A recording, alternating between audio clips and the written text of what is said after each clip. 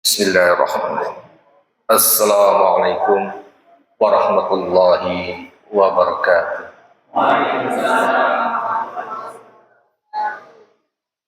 Alhamdulillahirabbil alamin. Wassalatu wassalamu ala asyrafil anbiya'i wal mursalin wa ala alihi wa ashabihil mujahidin at-tahirin wal mujahidin ilmi. Insyaallah para jamaah Masjid Mujahidin Sumber Wasolifin, amin Allahumma amin. Rabbi shrah li sadri wa yassir li amri wahlul 'uqdatam min lisani yafqahu qawli.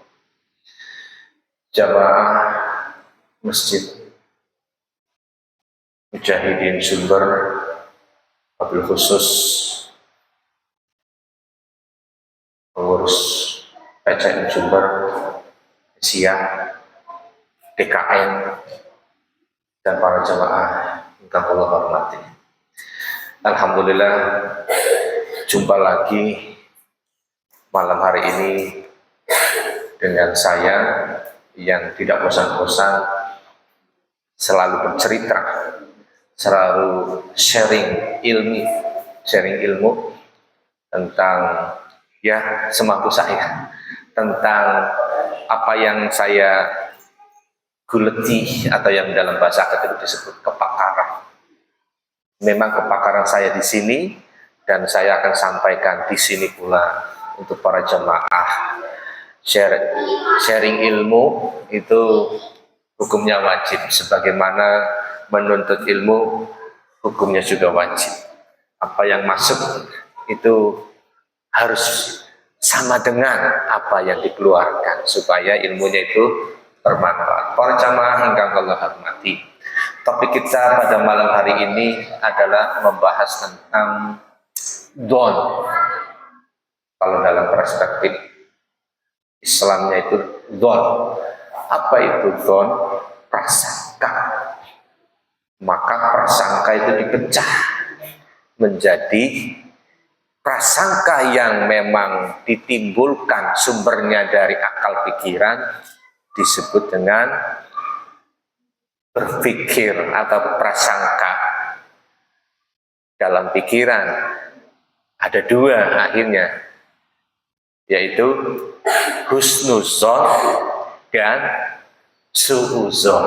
Itu zon yang sumbernya dari pikiran. Lalu ada lagi Bapak Ibu, ternyata selain daripada don yang lahir daripada pikiran, ada don yang kedua yang sumbernya bukan dari pikiran. Apa itu? Dari perasaan. Nah, perasaan ini ya yang disebut dengan feeling, kalau bahasa kerennya itu feeling. Ya. Perasaan juga memiliki dua bagian. Perasaan yang positif dan perasaan yang negatif. Jadi feeling positif, feeling negatif. Nah, nanti supaya kita paham semuanya, mana sih yang dikategorikan pikiran atau prasangka dalam pikiran yang positif dan negatif, mana yang kategorinya prasangka yang bersumber dari perasaan positif dan negatif. Namun sedikit saya nukilkan karena kita kajian Islam.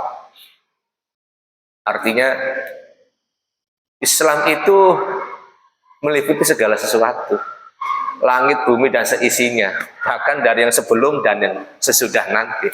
Itu Islam isinya. Maka kalau kita mencari sumber ataupun ayat dan nas yang lainnya, itu pasti ada, apapun kebutuhannya. Kita berbicara tentang don. Bagaimana ayat don? Ada dalam surat Al-Hujurat ayat 12. Ya ayyuhalladzina amanu ijtanibu katsiran minad don. Al-Hujurat ayat 12. Apa kata Allah? Hai orang-orang yang beriman, jauhilah banyak dari prasangka. Ini perintahnya suruh jauhi. Kalau ada perintah atau larangan menjauhi, berarti di situ ada hukum. Berarti apa hukum berprasangka? Lanjutkan. Inna ba'dad-dzanni ism. Bahwa berprasangka sesungguhnya itu adalah dosa. Dari sini kita bisa kelihatan. Sehari dalam 24 jam kita sering gak melakukan prasangka. Pak Bu, sering gak? Entah yang terbesit dalam pikiran, disengaja ataupun tidak, atau dalam emperan-emperan, dalam pertemuan-pertemuan, dalam community, dalam kelompok, atau mungkin mohon maaf ibu-ibu pengajian, atau ibu-ibu PKK, ibu-ibu arisan, atau bapak-bapak yang mojok di pos ronda. Mohon maaf, saya tidak ngomongin, tidak, umum saja umum. Jangan-jangan sepanjang kita berada di itu, di tempat-tempat yang tadi saya sebutkan, disengaja atau tidak, besar ataupun kecil, jangan-jangan kita telah melakukan dzon. Betul Pak Bu? Yang merasakan aja, nggak usah disebutkan. Oke, betul. Saya sendiri pun demikian Bapak Ibu. Maka setiap melakukan aktivitas itu berjumpa dengan siapapun itu diakhiri dengan istighfar saja. Astagfirullah. Karena prasangka itu dosa yang paling ringan, paling mudah dan sering kita lakukan tiap hari. Baik itu yang sumbernya dari pikiran ataupun dari perasaan. Ayat ini dilanjutkan wala tajassasu wala yaghtab ba'dukum ba'dun ayuhibbu ahadukum dan seterusnya. Apa kata Allah? Selain daripada dosa dan janganlah kamu mencari-cari kesalahan orang lain. Karena biasanya yang namanya gatel itu hari digeruki ngorek. Makin digaruk makin dalam. Itulah prasangka. Semakin kepo kalau bahasa sekarang tuh. Si Anu bisaan ya baru berapa tahun bekerja udah dapat ini, punya motor, punya mobil, rumahnya besar. Jangan-jangan, nah ini jangan-jangan akhirnya kan seuzon arahnya ke sana. Jangan-jangan ini yang dilarang. Asalnya satu, prasangka tadi, dzon itu tadi. Kadang menyelidiki, ada tetangga lewat, si Anu itu kerjanya apa sih? Masa dalam waktu yang singkat dia langsung kaya raya begitu? Tetangganya kepo juga. Iya, saya juga tanya-tanya sama temen yang lain. Wah, jadi tuh. Orang kepo ketemu sama orang kepo, jadi Bu. Makin sempurna ya. Ya gitu ya. Dan janganlah ada di antara kamu yang mengguncing wala tajassasu. Mengguncing itu larangan juga Bapak Ibu. Ya, janganlah engkau mengguncing sebagian yang lain. Apakah di antara kamu itu suka memakan daging bangkai manusia? Jadi orang mengguncing pun dilarang. Mengguncing ini diilustrasikan dalam ayat Al-Hujurat ini, ayat 12 ini, seperti kita memakan bangkai saudaranya sendiri. Ilustrasinya begitu. Saking apa ya? Menjijikannya Bapak Ibu. Coba Pak, bisa bayangkan. Kita lihat ayam matang di atas piring, lezat tidak? Lezat. Tapi kalau yang di atas piring itu bukan ayam yang matang, tapi bangkai, lezatnya ada apa hilang? Hilang. Gantinya apa? Jijik. Itu baru bangkai ayam. Nah kalau yang di atas piring itu potongan daging saudara kita sendiri. Mohon maaf. Walaupun seperti itu lebih jijik daripada potongan bangkai ayam. Tapi ada manusia yang Jawa Tengah sana. Yang sama Sumanto ya. Iya. Iya. Ada naudzubillah. diilustrasikan dalam Al-Hujurat ayat 12 seperti memakan bangkai saudaranya sendiri. Jangankan bangkai, lagi yang hidup saja nggak doyan. Ya, masih hidup saja nggak doyan, apalagi dalam bentuk bangkai. Artinya apa ya? Bahasa Cirebonnya yang bangkana itu apa? Apa Pak? Lebih dari menjijikan itu apa ya? Gila nih, ya lebih daripada gila nih.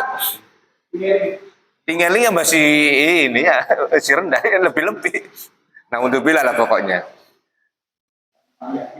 Nah, ini ayat yang menguatkan. Jadi Bapak Ibu, dzon ini tidak hanya kajian dalam psikologi Islam, tetapi dzon ini hukum Islam yang mengatakan bahwa dzon itu dilarang, alias berbuat dzon itu dosa. Ya. Bagaimana dengan hadis Imam Bukhari dan juga Muslim? Itu juga dalam hadisnya, ana ingdadzon abdi, ana ingdadzon abdi bi. Apa tuh? Kalau berprasangka itu dalam konteks ini ya, hadis ini di Abu Hurairah yang berkata bahwa Nabiullah Muhammad SAW itu, ini hadis yang sering dijadikan andalan, hadis qudsi ya, bahwa aku itu sesuai dengan prasangka hambaku. Nah, dalam konteks dzon ini sebetulnya dzon itu hanya berlaku kepada sesama manusia. Saya nanya, kalau berprasangka kepada Allah itu boleh atau tidak? Pak Bu, berprasangka kepada Allah itu boleh atau tidak? Jawab, nggak apa-apa Bu, benar salah nanti tidak benar. Santai aja, bukan sedang ujian. Ayo Pak, Pak Jajuli barangkali. Berprasangka kepada Allah boleh atau tidak? Tidak boleh, alasannya? Ya sama orang aja nggak boleh, apalagi sama aku. Oke, boleh. Oke. Itu yang nggak boleh. Dzon itu berprasangka itu ada dua soalnya Pak. Ada dua, positif negatif. Berprasangka sama orang yang positif boleh nggak? Boleh. Sekarang berprasangka kepada Allah yang positif boleh nggak? Dzon, berprasangka kepada Allah jangan diperlakukan sama dengan berprasangka kepada manusia. Karena Allah itu tidak perlu disangka-sangka lagi. Kalau kita memperprasangkakan Allah, berarti kita masih ragu. Allah udah, saya susah mengilustrasikan, udah sangat baik. Apa ya, dibilang, kalau baik itu untuk ukuran manusia, ukuran Allah apa? Allah itu Rahman Rahim. Masa masih diprasangkakan saja? Hanya orang-orang yang, mohon maaf kalau anak remaja mungkin cinta buta. Hanya orang-orang yang cinta buta, atau yang orang-orang yang buta hatinya, yang masih mempersangkakan Allah. Ya Allah, kenapa nasibku begini banget? Ya Allah, sungguh Engkau tidak adil. Kan ujung-ujungnya Gusti Allah diadili, dihakimi. Ujung-ujungnya Gusti Allah yang dimarah-marahin. Itu kan udah buta. Orang seluruh yang ada dalam tubuh kita, tauhid dan batin, pemberian siapa kalau bukan dari Allah? Mak bapak nggak bisa, itu perantara doang. Kakek nenek apalagi wasilah yang kedua. Dokter bagian melahirkan aja. Kenapa berprasangka? Ketika hati sudah gelap, itu yang sering terjadi kepada manusia, selalu menyangka-nyangka Allah, kemudian menghakimi Allah, memarah-marahi Allah. Dikatakan Allah tidak adil, kepada aku begini, kepada saudaraku yang sebelah sini begitu. Aku yang kerja sudah 10 tahun lebih masih begini-begini saja. Rumah masih breyok saja. Sementara dia anak-anak yang baru lahir kemarin langsung kaya raya punya kendaraan. Itu Allah dihakimi. Boleh tidak kalau begitu? Ini don. Dan dalam hadis ini, aku sesuai dengan prasangka hambaku. Awas hati-hati Bapak Ibu. Hadis ini sebab begini. Prasangka ini penting. Nanti saya uraikan secara teoritis ya. Bagaimana prasangka itu sangat mempengaruhi diri dan kehidupan kita dalam menjalani kehidupan sehari-hari. Ini banyak sekali. Ar-Rod tadi surat Ar-Rod ayat 11 tentang bagaimana perubahan dimulai dari diri sendiri. Yang sering kita dengar innallaha la yughayyiru ma biqaumin hatta yughayyiru ma bi anfusihim. Bahwa Allah itu tidak akan mengubah keadaan suatu kaum sampai si kaum itu sendiri mau mengubahnya. Artinya dalam konteks dalil surat Ar-Rod ini ikhtiar. Kalau kita mau berubah nafsu kita, ikhtiar itu dilakukan oleh sebuah tindakan. Sumber tindakan itu adalah perasaan. Sumber dari perasaan itu adalah pikiran.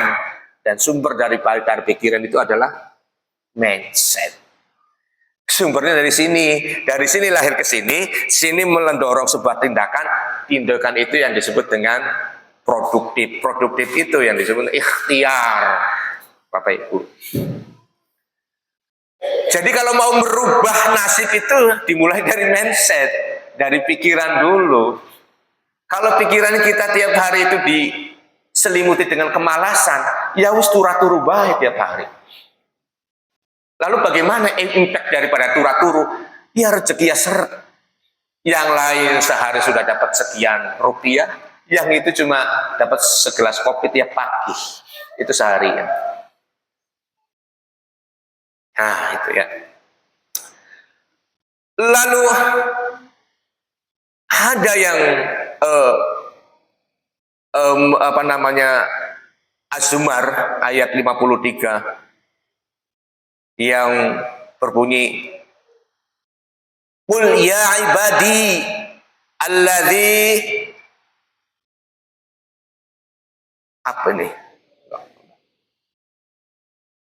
asrafu ala anfusihim la taqnatu mir rahmah. Nah, Az-Zumar 53 ini mengatakan wahai hamba-hambaku yang melampaui batas dianggap sebagai orang yang menzalimi diri sendiri. Awas, makan itu nasi ya, nasi ayam halal ya? Halal. Sepiring, halal nggak? Halal. Kalau sesangku sangkut asal kuat. Nah kalau segini enggak makan, kita makan nasi sebesar ini tetap halal atau tidak? Akan merubah hukum. Karena apa tadi? Melampaui batas. Segala sesuatu itu kalau yang berlebih-lebihan itu akan merubah hukum. Secukupnya makan cukup sepiring ya sudah selesai. Tapi kalau over berlebih-lebihan itu yang dilarang, yang dianggap sebagai menzalimi diri sendiri. Makan kebanyakan sampai kemelakaran, bisa muntah-muntah Bapak Ibu. Dan janganlah berputus asa. Ini sifat berputus asa. Ini juga dilarang. Banyak lagi ayat-ayat yang berbicara tentang pikiran dan perasaan. Lanjut saja. Bapak Ibu yang saya hormati, Sekarang kita bahas tentang pikiran. Tadi dalil-dalilnya supaya menguatkan bahwa apa yang saya sampaikan itu tidak ngarang.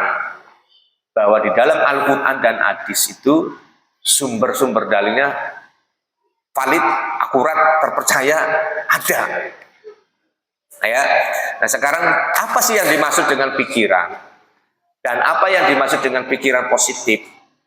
Karena don ini tadi dibagi dua, don yang bersumber dari pikiran, don yang bersumber dari perasaan. Pikiran positif, ada juga pikiran negatif. Kalau pikiran yang positif itu gimana? Pikiran positif itu adalah pikiran yang cara pandang seseorang itu secara optimis, ya, konstruktif terhadap diri dan juga kehidupan. Kalau bisa juga dengan istilah yang lain, berpikir yang fokus pada hal-hal yang baik, pada hal-hal yang kebijaksanaan, pada hal-hal yang mulia. Atau kalau bahasa gampangnya mah supaya mudah dimengerti ya Bapak Ibu ya, pikiran positif itu adalah tentang segala sesuatu yang diinginkan dan disukai. Itu aja gampangannya. Pikiran positif itu segala sesuatu yang diinginkan dan juga disukai. Contohnya apa, Pak Bu? Contoh. Hujan ya? Enggak Pak, alhamdulillah. Contohnya apa kira-kira? Pak Ketua, contohnya apa? Pikiran positif contohnya apa? Ini tentang hujan nih, tentang hujan. Coba, fenomena hujan ini dibuat dalam mindset itu secara positif. Hujan ini maknanya apa ini? Berkah, itu positif itu. Mindset positif. Tapi, saya berikan contoh. Yang negatifnya gimana? Ada banjir. Nah, waduh. Terus kabeh kita gangane pakaiannya. Nah, ada gini Pak Bu.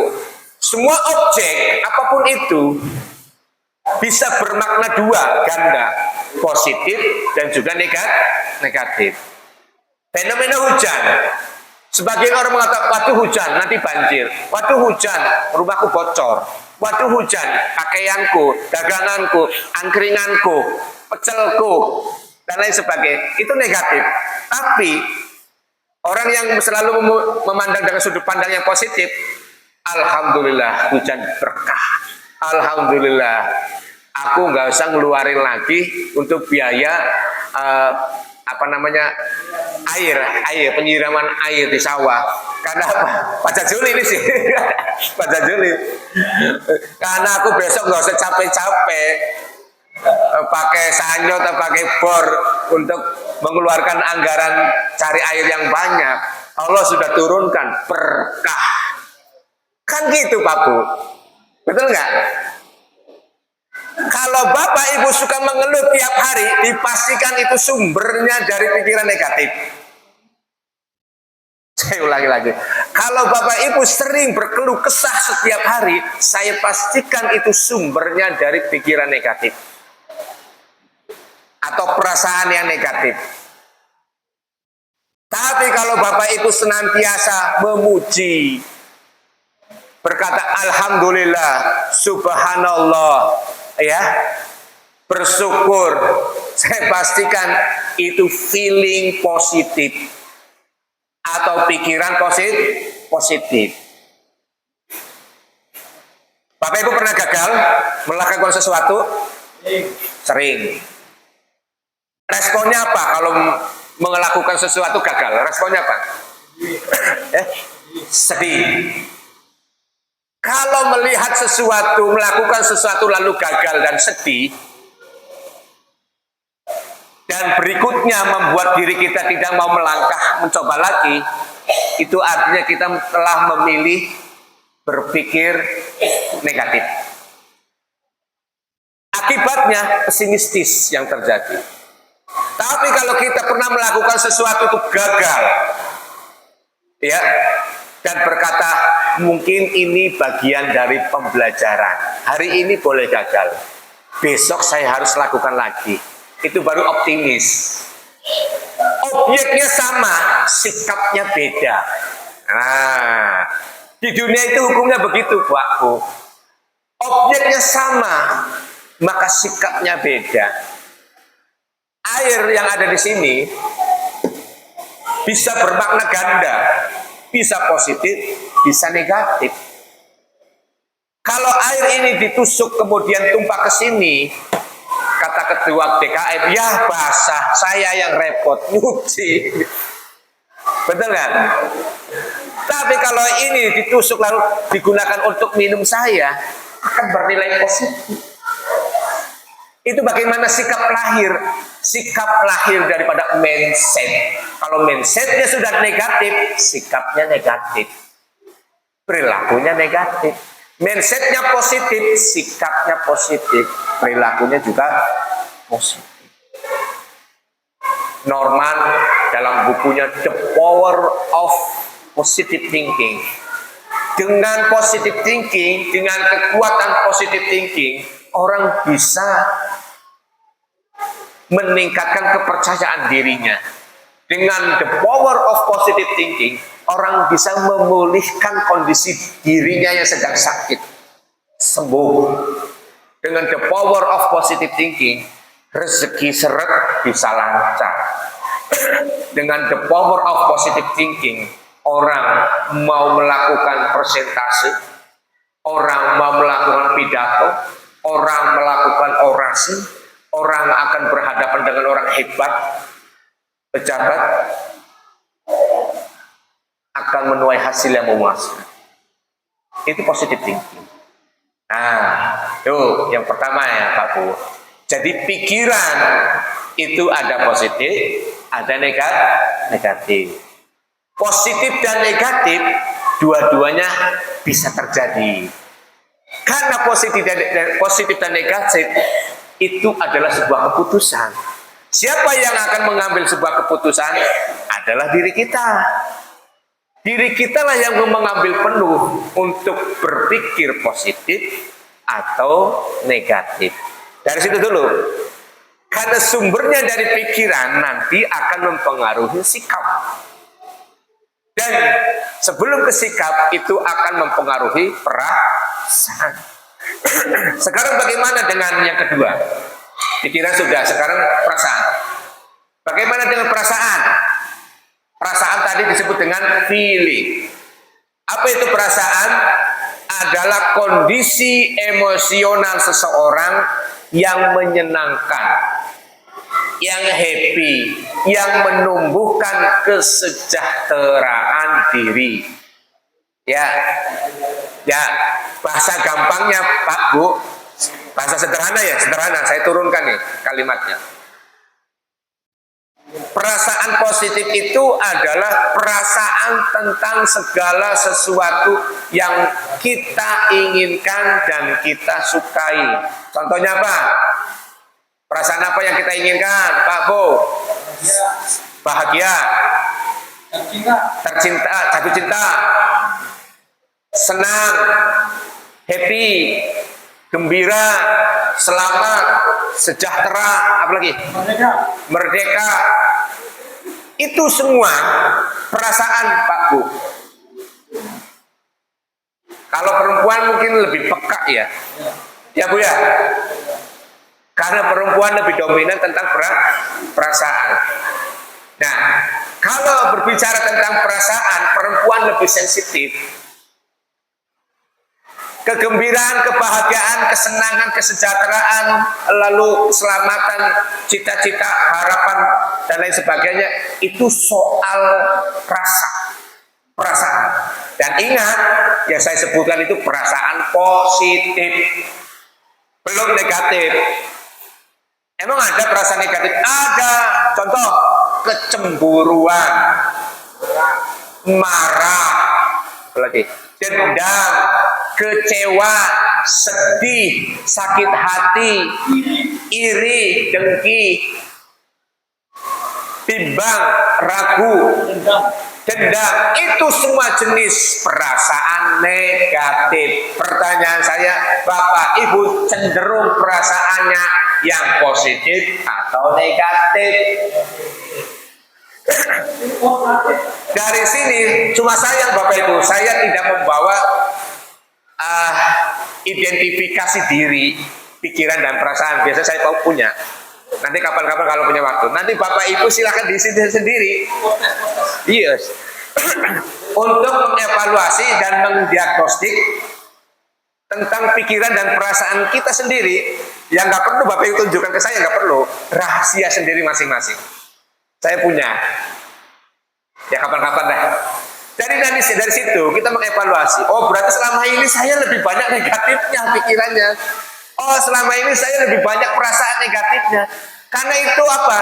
Itu sangat mempengaruhi tentang kehidupan kita di atas muka bumi ini. Pengaruh terhadap spiritual, pengaruh terhadap psikologi, pengaruh terhadap produktivitas, pengaruh terhadap fisik, pengaruh terhadap termasuk rezeki Bapak Ibu. Rizki kelihatannya sepele, tapi dampaknya. So, Bapak Ibu musuhan dengan tetangga sebelah, atau Bapak Ibu pedagang, tapi asem, kecut, cuek, judes, ke pembeli, kira-kira laku enggak? Itu soal rizki. Ya kan? Akhirnya kan konsumen, jangan beli di situ lagi. Kenapa?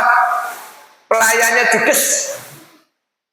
Belok Pak Bu, cari pedagang yang ramah. Sebelahnya ramah, murah senyum, ngajak ngobrol, baik, kadang sering cerita, berbagi cerita, sharing. Itu yang laku. Saya periksa ke sana Pak, ke kota. Dulu dokter saya, wah luar biasa. Ternyata punya ilmu yang saya miliki juga. Bu, saya senang kalau periksa ke Ibu. Kenapa Pak? Ibu melayani pasien dengan sepenuh hati. Terus tidak hanya keluhannya apa, tetapi sharing yang lain. Ada sharing yang lain itu, Bapak itu harus banyak istirahat, ini harus banyak rileks, dan lain sebagainya. Dari sharing itulah yang kemudian pasien itu sudah sembuh sebelum dikasih obat. Serius.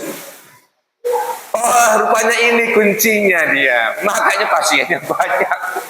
Kuncinya itu, dia sering ngobrol banyak dengan pasien, tidak pelit banget. Cuma itu yang seperti itu jarang. Saya periksa di sana lagi, daerah mana itu, Pleret, selalu pelit waktu. Seperlunya aja Pak. Apa yang dirasa? Ini. Oh itu, Bapak istirahat terus ini obatnya ini. Dah selesai. 3 menit selesai. Dia serius. Tapi kalau yang itu lama, sampai pasien di belakang itu, ini lama banget sih. Tapi itu yang diminati oleh banyak pasien, betul kan? Kita butuh sharingnya. Karena pernah saya juga periksa ke mitra dulu untuk anak. Cuma konsultasi 5-10 menit Pak Bu. 250. Wah, mahal ya. Mahal. Oke, itu ya. Itu tentang perasaan. Lalu bagaimana hubungan antara pikiran dan perasaan? Ini berkoneksi Pak Bu. Pikiran itu mempengaruhi perasaan. Perasaan mempengaruhi sikap. Dan sikap mempengaruhi terhadap perilaku atau tindakan. Bagaimana itu bisa terjadi? Karena pikiran itu grow, menumbuhkan ya, sebagai akar ya, menumbuhkan perasaan. Dan perasaan itu menguatkan sebuah tindakan. Jadi kalau pikirannya itu negatif, perasaan jadi sedih. Contoh begini. Enaknya gimana ya? Tentang apa nih? Ini karena Bapak Ibu semua. Tanggal tua. Ya, tanggal tua. Ibu-ibu biasanya minta jatah ke suaminya. Nah, Apa respon suaminya? Kata ibunya, Pak, beras habis. Tuh, duit juga habis. Responnya gimana, Bu? Saya tanya ke ibu-ibu dulu. Sedih? Sedih ya? Oke. Ibu-ibu punya kebutuhan, tetapi kebutuhannya itu tidak terpenuhi oleh suaminya. Karena memang keadaan masalah tanggal saja. Sebelum tanggalnya laki-laki perempuan itu bedanya di mana sih? Bedanya ya, adalah di tanggal tua dan di tanggal muda. Sama-sama ujung. Kalau ibu-ibu biasanya sedih kalau di ujung akhir bulan. Betul. Kalau suami sedih kalau di ujung awal bulan. Apa? Kayaknya hanya transit aja. Dapat rezeki, dapat gaji, transit aja. Begitu dapat gaji tanggal 1 jebret, transit sebentar, hanya 1 menit. Lewat ke Kapolda, ke istri. Dan di tanggal 1 biasanya suami mendapatkan seperincian tagihan dari Kementerian Keuangan. Pak, ya, nih tagihan SPP anak pertama sekian, SPP anak kedua sekian, SPP anak ketiga ini karena kuliah lebih besar lagi sekian. Itu baru tagihan anak, Pak. Betul. Lalu, nih jangan lupa tempat tinggal kita ini juga teriak-teriak lagi. Apa? Nih, wifi sekian ratus. Betul. Yang merasa ini takut. Wifi sekian ratus. Apalagi PDAM sekian ratus. Apalagi PDAM sekian ratus. Apalagi KPR sekian juta. Itu suami, Bu. Makanya jangan pernah galak sama suami, Pak, Bu. Nggak galak. Jangan galak sama suami. Ya Allah, suami itu tanggung jawabnya besar. Tidak hanya menghidupi diri sendiri, tetapi istri dan anak-anaknya. Bayangkannya anaknya banyak kayak Pak Jajuli. Ya Allah, kemeruyak. Berapa lagi, Pak? 7. Menghidupi satu kepala keluarga, menghidupi 7, 8 atau 9 totalnya. Satu kakaknya istri berapa? 8, Pak, Bu. Pak Jajuli kakak istrinya 8, menghidupi 8 nyawa. Belum jadi kandang, Pak. Ya. Belum jadi kandang. Nah, belum jadi kakak. 25. Ya Allah.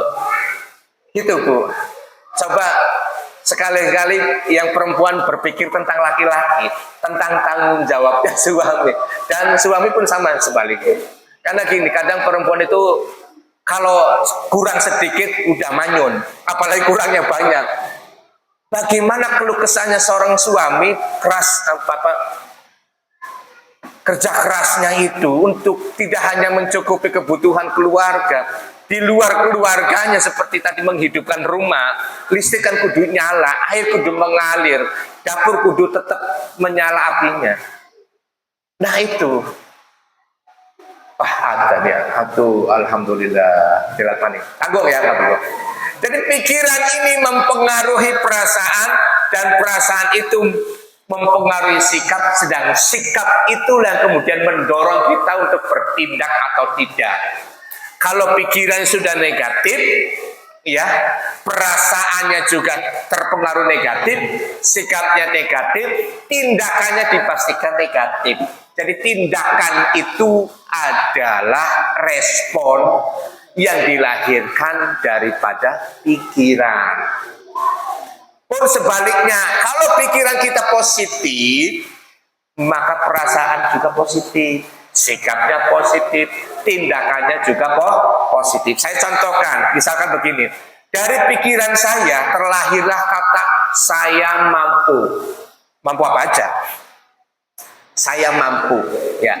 Dari kata saya mampu ini kemudian timbullah rasa percaya diri. Tadi pertama pikiran saya muncul rasa mampu, pikirannya mampu berjalan, ya mampu naik kendaraan, mampu apa aja. Dari kata mampu itu muncul rasa apa? Rasa pede, percaya diri. Oke, dua. Dari rasa pede, percaya diri, sikap kita apa? Maju. Ya kan? Mau melangkah. Dari sikap mau melangkah itu baru tindakan. Tindakan apa? Produktif. Ada action, ada eksekusi, ada perilaku. Nah, inilah yang kemudian satu sama lain saling koneksi. Sumbernya dari sini. Kalau sini sudah negatif, ini negatif, maka tubuh, body, kinestetiknya juga negatif. Jalan atau tidaknya tubuh kita tergantung instruksi pikiran dan perasaan. Begitu Bapak Ibu. Paham nggih? Nggih. Kalau sudah kumandang, mohon maaf sudah diingatkan oleh ketua. Mungkin itu saja, lebih lanjutnya barangkali butuh nanti identifikasi sebagai refleksi diri, mengukur sejauh mana pikiran dan perasaan kita masing-masing. Kalau ada waktu, insya Allah nanti akan kita lanjutkan lebih dalam. Nasallallahu wa fatul mu'minin. Assalamualaikum warahmatullahi wabarakatuh.